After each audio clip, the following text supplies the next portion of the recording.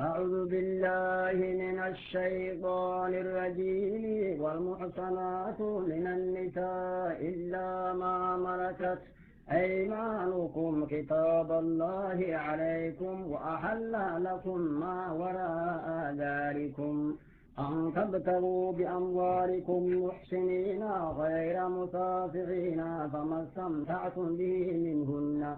فآتوهن أجورهن فريضة ولا جناح عليكم فيما تراء عليكم به من بعد فريضة إن الله كان عليما حكيما. من لم يستطع منكم قولا أن ينكح المحصنات المؤمنات فمما ملكت أيمانكم من فتياتكم المؤمنات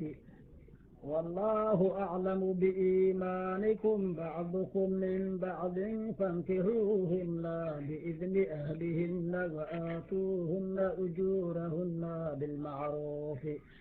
محصنات غير مسافحات ولا متخذات أخدان فإذا أحسن فإن أتين بفاحشة فعليهن نصف ما على المحصنات من العذاب ذلك لمن خشي العنة منكم وأن تصبروا خير لكم والله غفور رحيم. يريد الله ليبين لكم ويهديكم سنن الذين من قبلكم ويتوب عليكم والله عليم حكيم. والله يريد أن يتوب عليكم ويريد الذين يتبعون الشهوات أن تميلوا ميلا عظيما. يريد الله أن يخفف عنكم فخلق الإنسان ضعيفا. أيها الذين آمنوا لا تأكلوا أموالكم بينكم بالباطل إلا أن تكون تجارة عن تراض منكم ولا تقتلوا أنفسكم إن الله كان بكم رحيما. ومن يفعل ذلك عدوانا وظلما فسوف نصليه نارا وكان ذلك على يسيرا. إن تجتنبوا كبائر ما تنهون عنه نكفر عنكم سيئاتكم وندخلكم مدخلا كريما. لا تتمنوا ما فضل الله به بعضكم على بعض للرجال نصيب مما اكتسبوا وللنساء نصيب مما اكتسبنا واسألوا الله من فضله إن الله كان بكل شيء عليما. ولكل جعلنا موالي مما ترك الوالدان والأقربون والذين عاقدت أيمانكم فآتوا نصيبهم إن الله كان على كل شيء شهيدا. الرجال قوامون على النساء بما فضل الله بعضهم على بعض وبما أنفقوا من أموالهم فالصالحات قانتات حافظات للغيب بما حفظ الله واللاتي تخافون نشوزهن فعظوهن واهجروهن في المضاجع واضربوهن وإن أطعنكم فلا تبغوا عليهن سبيلا إن الله كان عليا كبيرا. وإن خفتم شقاق بينهما فابعثوا حكما من أهله وحكما من أهلها إن يريدا إصلاحا يوفق الأمر بينهما إن الله كان عليما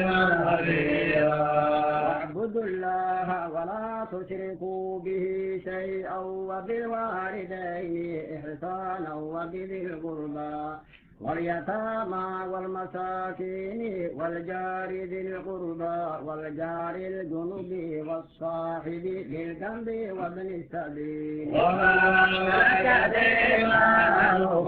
إن الله لا يحب من كان مختالا فخورا الذين يبخلون ويأمرون الناس بالبخل ويكتمون ما آتاهم الله من فضله وأعتدنا للكافرين عذابا مهينا والذين ينفقون أموالهم رئاء الناس ولا يؤمنون بالله ولا باليوم الآخر ومن يكن الشيطان له قرينا وماذا عليهم لو آمنوا بالله واليوم الآخر وأنفقوا مما رزقهم الله وكان الله بهم عليما إن الله لا يظلم مثقال ذرة وإن تكن حسنة يضاعفها ويؤتي من لدنه أجرا عظيما كيف إذا جئنا من كل أمة بشهيد وجئنا بك على هؤلاء شهيدا يومئذ يود الذين كفروا وعصوا الرسول لو تسوى بهم الأرض ولا يكتمون الله حديثا لو تسوى بهم بهم الأرض ولا يكتمون الله حديثا يا أيها الذين آمنوا لا تقربوا الصلاة وأنتم سكارى حتى تعلموا ما تقولون ولا جنبا إلا عابري سبيل حتى تغتسلوا وإن كنتم مرضى أو على سفر أو جاء أحد منكم من الغائب أو لامستم النساء فلم تجدوا ماء فتيمموا سعيدا طيبا فامسحوا بوجوهكم وأيديكم إن الله كان عفوا غفورا ألم تر إلى الذين أوتوا نصيبا من الكتاب يشترون الضلالة ويريدون أن تضلوا السبيل والله أعلم بأعدائكم وكفى بالله وليا وكفى بالله نصيرا الذين هادوا يحرفون الكلم عن مواضعه ويقولون سمعنا وعصينا واسمع غير مسمع وراعنا ليا بألسنتهم وطعنا في الدين ولو أنهم قالوا سمعنا وأطعنا واسمع وانظرنا لكان خيرا له ولكن لعنهم الله بكفرهم فلا يؤمنون إلا قليلا أيها الذين أوتوا الكتاب آمنوا بما نزلنا مصدقا لما معكم من قبل أن نطمس وجوها فنردها على أدبيرها ونلعنهم كما لعنا أصحاب السبت وكان أمر الله مفعولا أصحاب السبت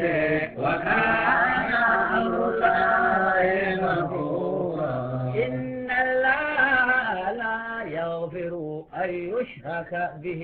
ويغفر ما دون ذلك لمن يشاء ومن يشرك بالله فقد افترى إثما عظيما. ألم تر إلى الذين يزكون أنفسهم بل الله يزكي من يشاء ولا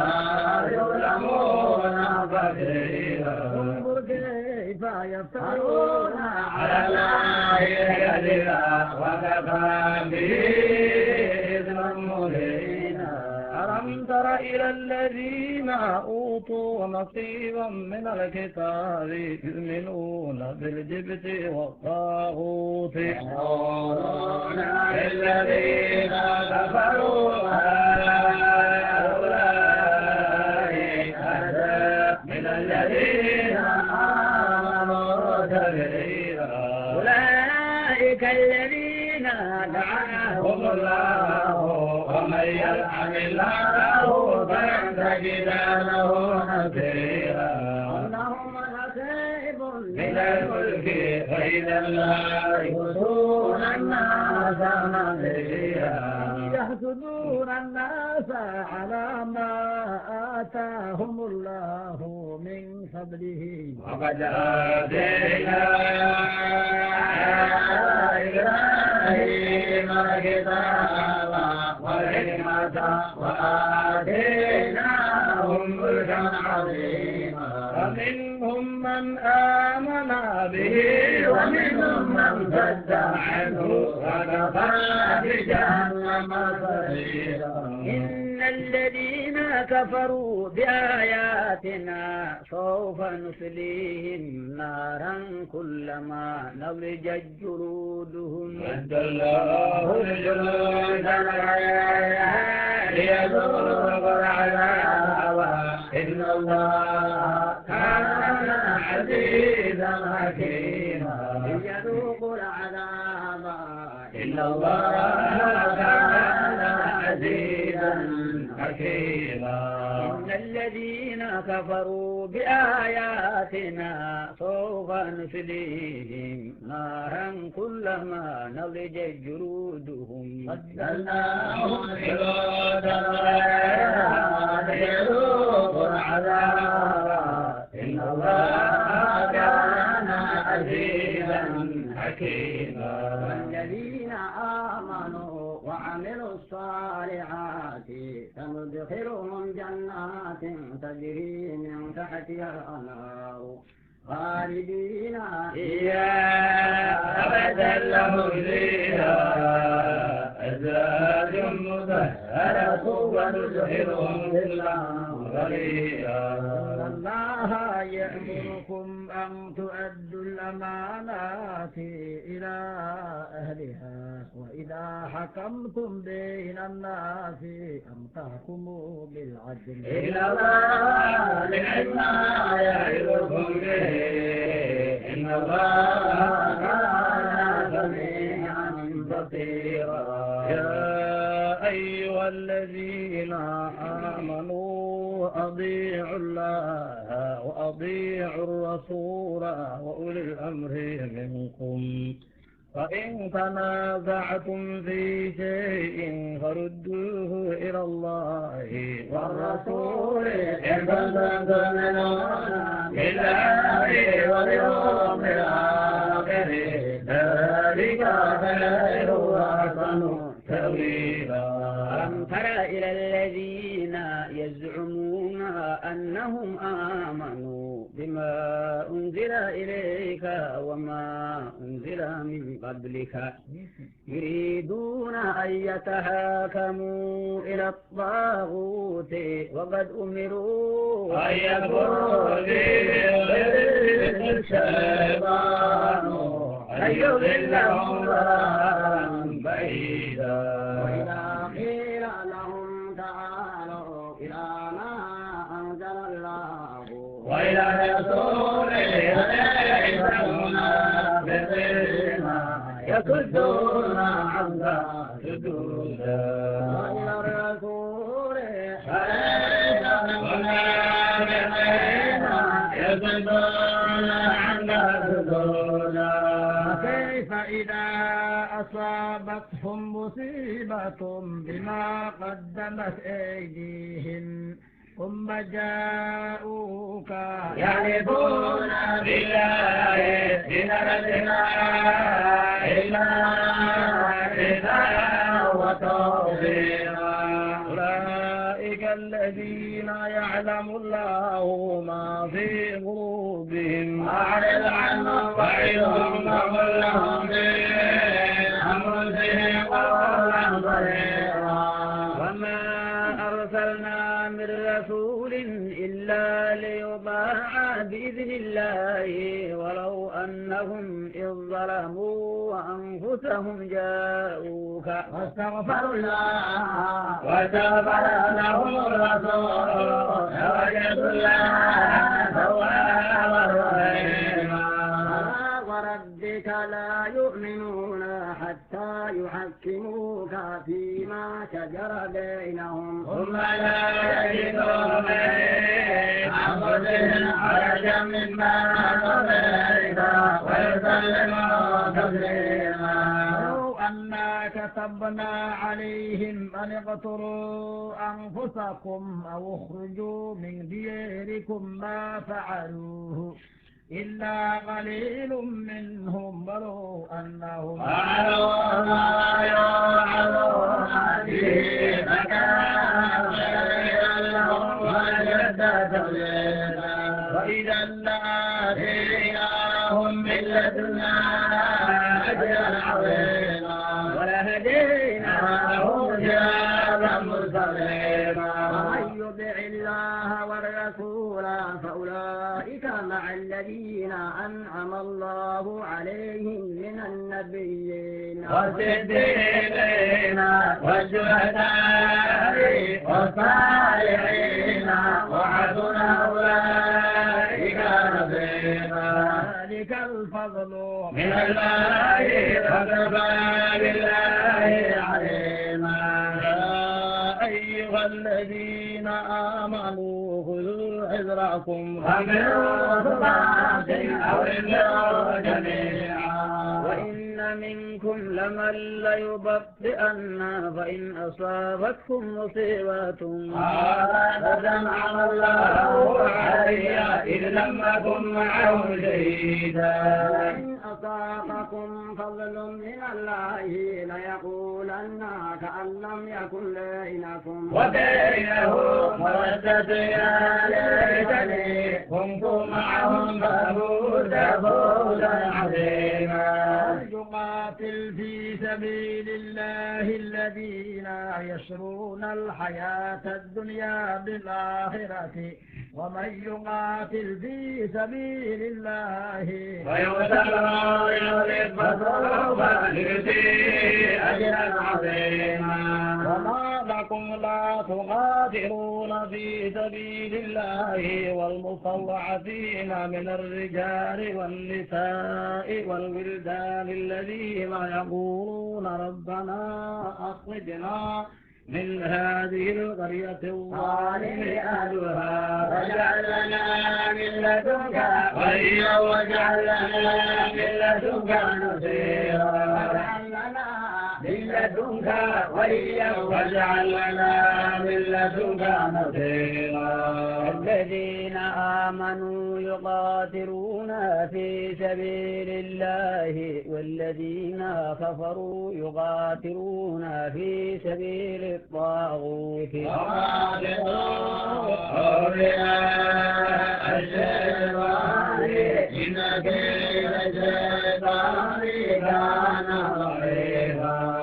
تر إلى الذين قيل لهم كفوا أيديكم وأقيموا الصلاة وآتوا الزكاة فلما كتب عليهم القتال إلى فريق منهم يخشون الناس كخشية الله أو أشد خشية وقالوا ربنا لم كتبت علينا القتال لولا أخرتنا إلى أجل قريب قل متاع الدنيا قليل والآخرة خير لمن اتقى ولا تظلمون فتيلا إنما تكونوا يدرككم يدرككم الموت ولو كنتم في بروج مشيدة وإن تصبهم حسنة يقولوا هذه من عند الله وإن تصبهم سيئة يقولوا هذه من عندك قل كل من عند الله فما لهؤلاء القوم لا يكادون يفقهون حديثا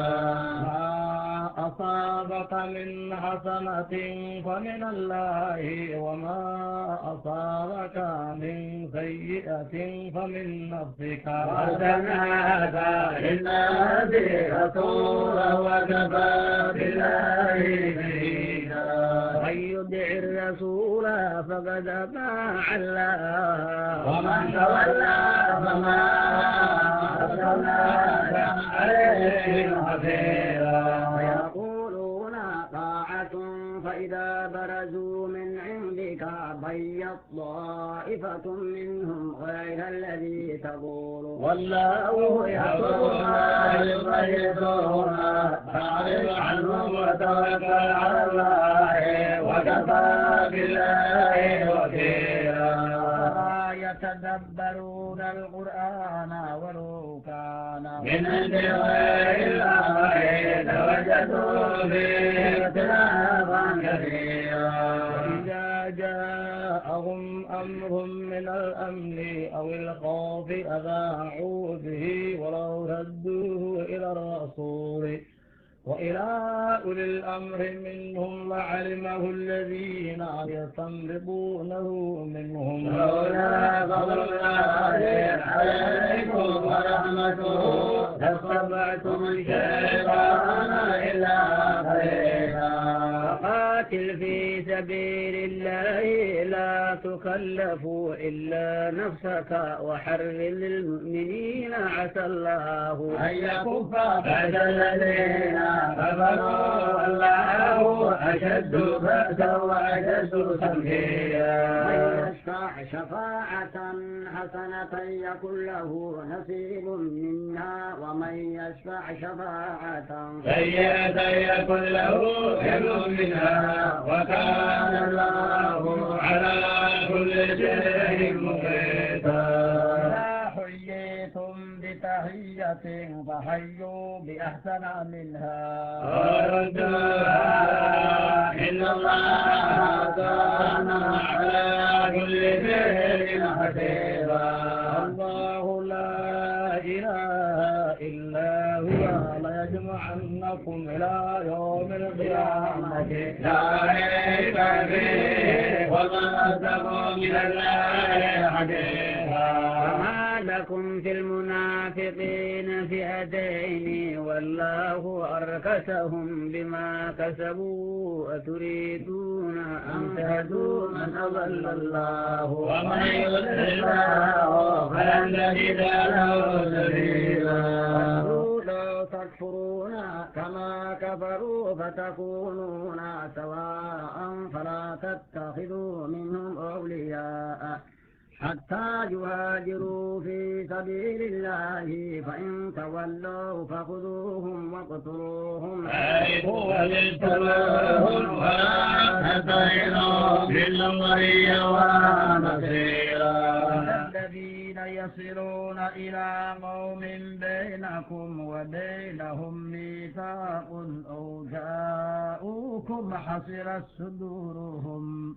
أن يقاتلوكم أو يقاتلوا قومهم ولو شاء الله لسلمهم عليكم ولقاتلوكم فإن اعتزلوكم فلم يقاتلوكم وألقوا إليكم السلام فما جعل الله لكم عليهم سبيلا ستجدون آخرين يريدون أن يأمنوكم ويأمنوا قومهم كلما ردوا إلى الفتنة أركسوا فيها فإن لم يعتزلوكم ويهضوا إليكم عليكم الصرم ويكفوا أيديهم فخذوهم واقتلوهم حيث سكبتموهم وأولئكم جعلنا لكم عليهم سلطانا مبينا. وما كان لمؤمن أن يقتل مؤمنا إلا خطأ ومن قتل مؤمنا خطأ فتحرير رقبة مؤمنة ودية مسلمة إلى أهله إلا أن يصدقوا فإن كان من قوم عدو لكم وهو مؤمن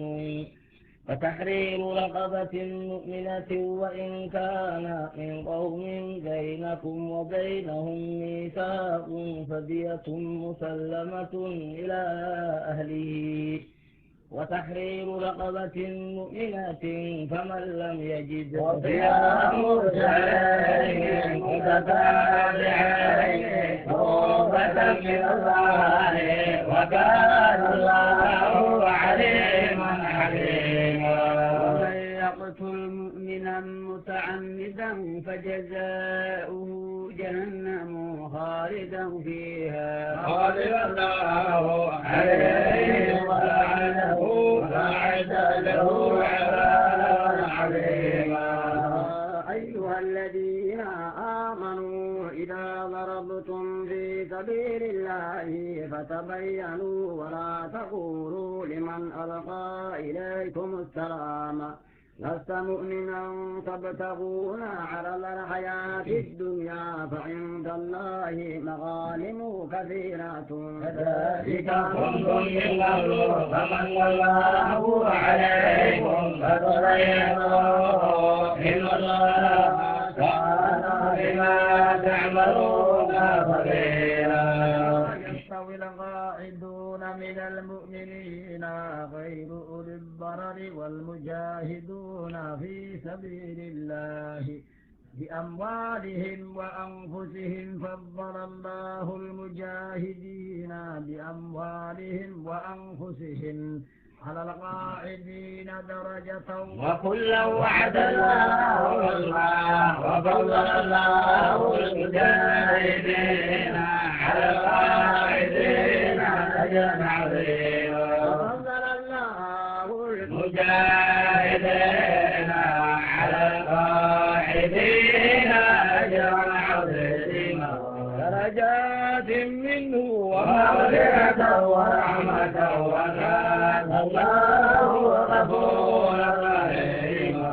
إن الذين توفاهم الملائكة ظالمي أنفسهم قالوا فيما كنتم قالوا كنا مستضعفين في الأرض قالوا ألم تكن أرض الله واسعة وتهاجروا فيها فأولئك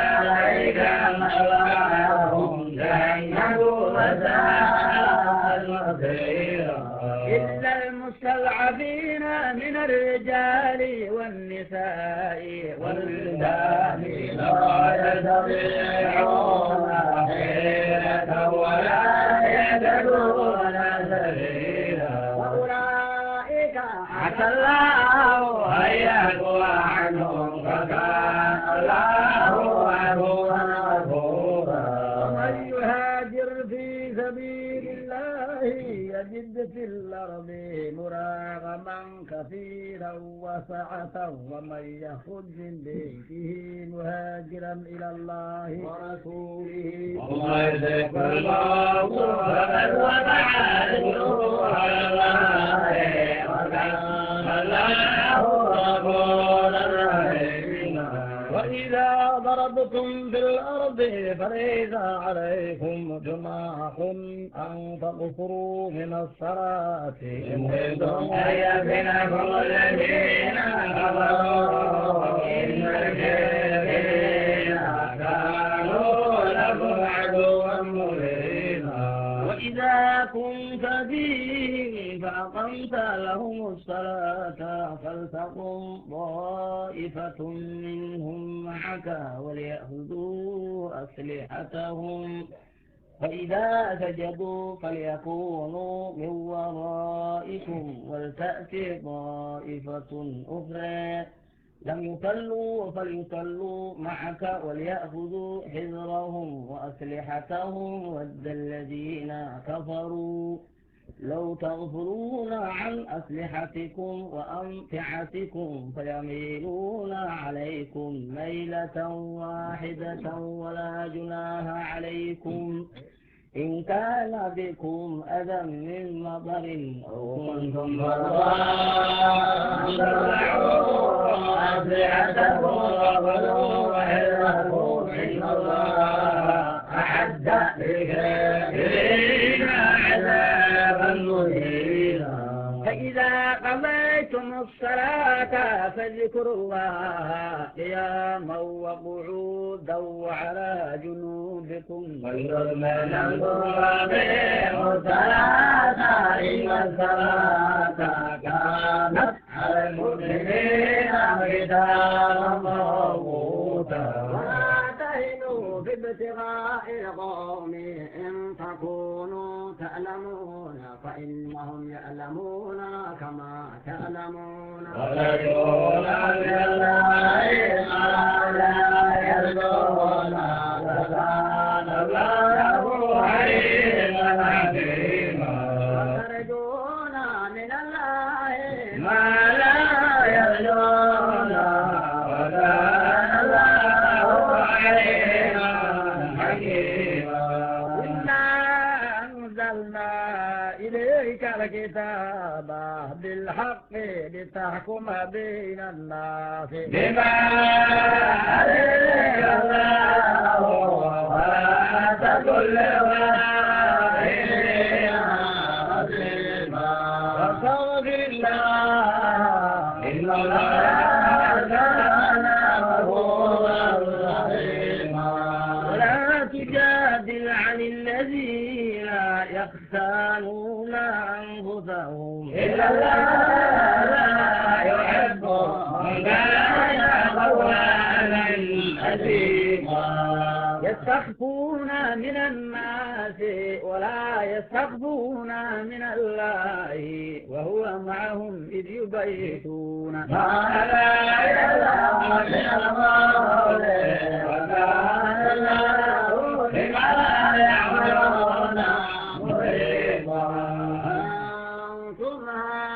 هؤلاء جادلتم عنهم في الحياة الدنيا فمن يجادل الله عنهم يوم القيامة أمن يكون عليهم وكيلا. ومن يعمل سوءا أو يظلم نفسه ثم يستغفر الله يجد الله غفورا رحيما.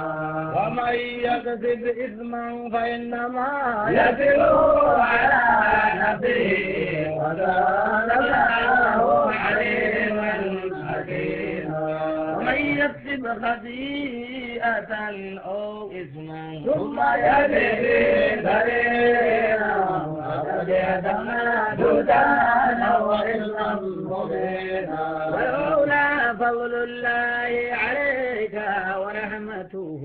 لهمت طائفة منهم أن يضلوك وما يضلون إلا أنفسهم وما يضرونك من شيء وأنزل الله عليك الكتاب والحكمة وعلمك ما لم تكن تعلم وكان فضل الله عليك عظيما. وعلمك ما لم تكن تعلم وكان فضل الله عليك عظيما. في كثير من نجواهم إلا من أمر بصدقة أو معروف أو إصلاح بين الناس ومن يفعل ذلك ابتغاء مرضات الله فسوف يؤتيه أجرا عظيما. ومن يشاقق الرسول من بعد ما تبين له الهدى ويتبع غير سبيل المؤمنين يولي ما تولى ويصلي جهنم وساءت مصيرا. إن الله لا يغفر أن يشرك به ويغفر ما دون ذلك لمن يشاء ومن يشرك بالله فقد ضل ضلالا بعيدا. إن يدعون من دونه إلا إناثا وإن يدعون إلا شيطانا مريدا. لعنه الله وقال لأتخذن من عبادك نصيبا مفروضا. لأضلنهم ولأمنينهم ولآمرنهم فليبتكن آذان الأنعام ولآمرنهم فليغيرن خلق الله ومن يتخذ الشيطان وليا من دون الله فقد خسر خسرانا مبينا. ويمنيهم وما يعدهم الشيطان إلا غرورا. أولئك مأواهم جهنم ولا يجدون عنها محيصا. الذين آمنوا وعملوا الصالحات سندخلهم جنات تجري من تحتها الأنهار خالدين فيها أبدا وعد الله حقا ومن أصدق من الله قيلا. ليس بأمانيكم ولا أماني أهل الكتاب من يعمل سوءا يجزى به لا يجد له من دون الله وليا ولا نصيرا. ومن يعمل من الصالحات من ذكر أو أنثى وهو مؤمن فأولئك يدخلون الجنة ولا يظلمون نقيرا. ومن أحسن دينا ممن أسلم وجهه لله وهو محسن واتبع ملة إبراهيم حنيفا واتخذ الله إبراهيم خليلا. لله ما في السماوات وما في الأرض وما الله بكل شيء محيطا. يستفتونك بالنساء قل الله يفتيكم فيهن وما يتلى عليكم في الكتاب في يتامى النساء اللاتي لا تؤتونهن ما كتب لهن وترغبون أن تنكحوهن والمستضعفين من الولدان وأن تقوموا باليتامى بالقسط وما تفعلوا من خير فإن الله كان به عليما. وإن امرأة خافت من بعلها نشوزا أو إعراضا فلا جناح عليهما أن يصالحا بينهما صلحا والصلح خير وأحضرت الأنفس الشح وإن تبصروا وتتقوا فإن الله كان بما تعملون خبيرا. أن تستطيعوا أن تعدلوا بين النساء ولو حرصتم فلا تميلوا كل الميل فتذروها كالمؤلفة وإن تطعموا وتتقوا فإن الله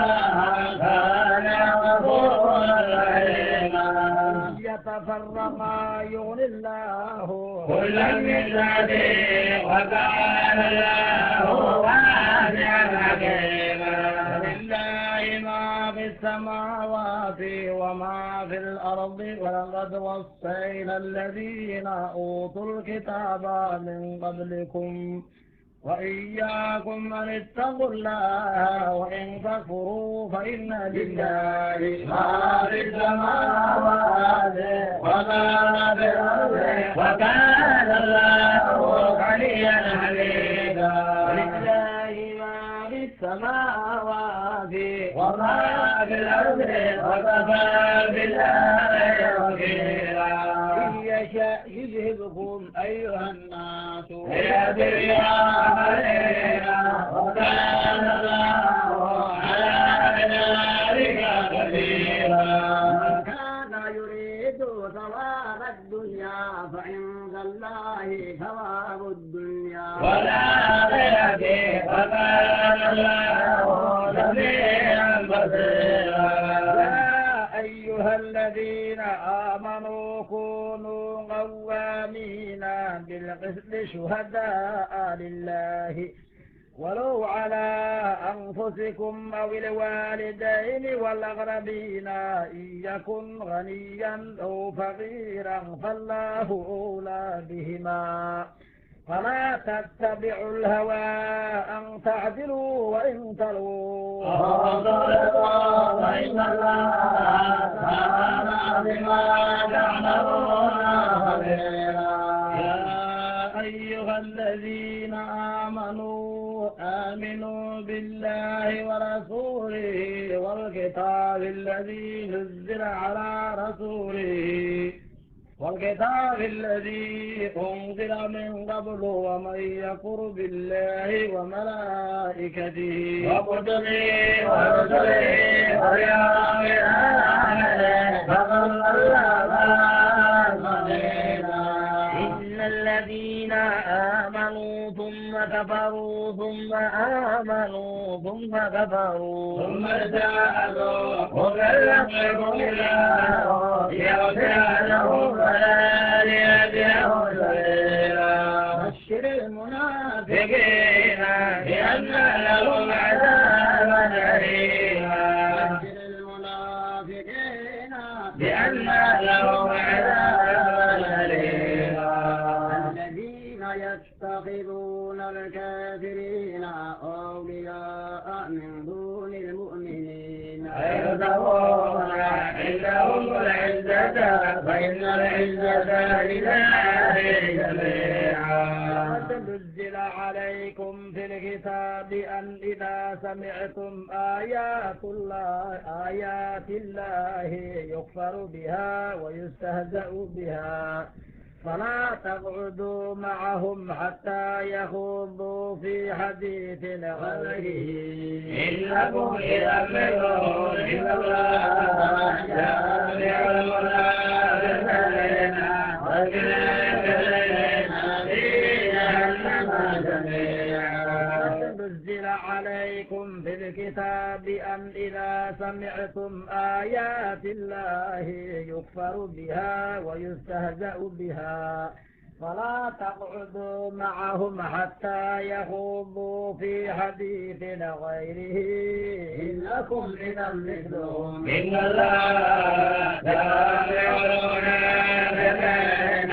والكافرين في جهنم جميعا الذين يتربصون بكم فإن كان لكم فتح من الله قالوا ألم معكم وإن كان للكافرين نصيب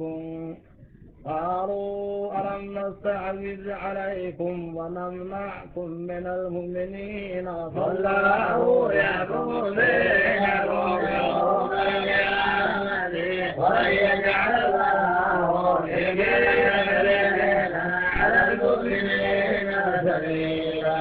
إن المنافقين يخادعون الله وهو خادعهم وإذا قاموا إلى الصلاة قالوا تعالى